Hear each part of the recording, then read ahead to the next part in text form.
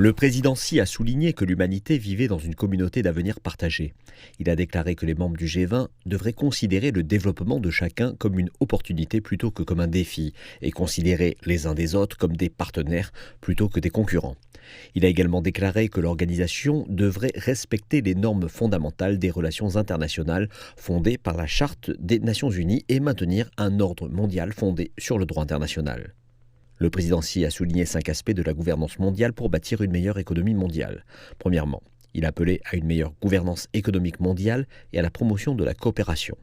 Xi Jinping a demandé une coordination accrue des politiques macroéconomiques, la promotion des forces productives de nouvelle qualité et l'amélioration de la productivité totale des facteurs. Xi Jinping a également déclaré que les institutions financières internationales et les créanciers commerciaux devaient participer à l'allègement et à la suspension de la dette des pays en développement. Deuxièmement, le G20 devrait améliorer la gouvernance financière mondiale et assurer la stabilité. Le président Xi a déclaré que les pays en développement avaient besoin d'une voix et d'une représentation accrue. Il a déclaré que des efforts conjoints étaient nécessaires pour maintenir la stabilité des marchés financiers internationaux et prévenir les retombées négatives des ajustements de politique monétaire intérieure.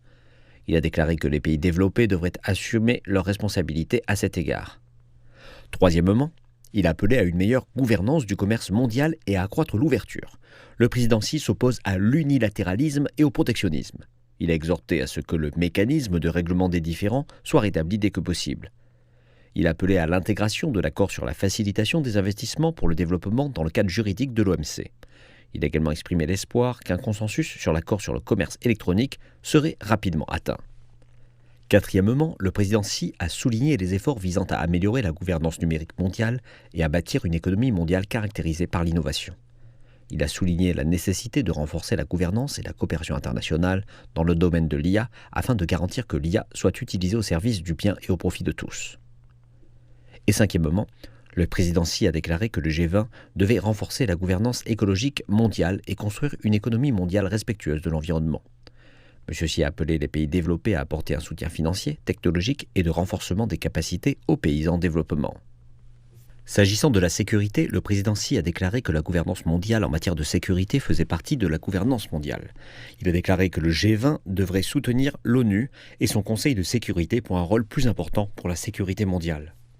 Afin de désamorcer la crise en Ukraine, le président chinois a déclaré que la Chine et le Brésil, ainsi que d'autres pays du Sud global, avaient lancé le groupe des Amis de la Paix pour rassembler davantage de voix pacifiques. Le président Xi a également souligné la nécessité urgente pour les parties de mettre fin au combat dans le conflit à Gaza.